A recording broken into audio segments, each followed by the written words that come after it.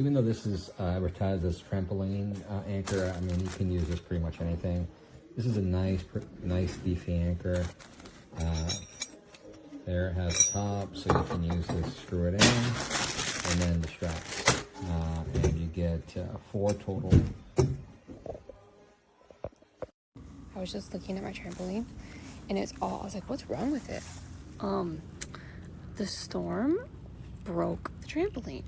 What? It must have been really, really windy. Luckily, I have these to tie it down.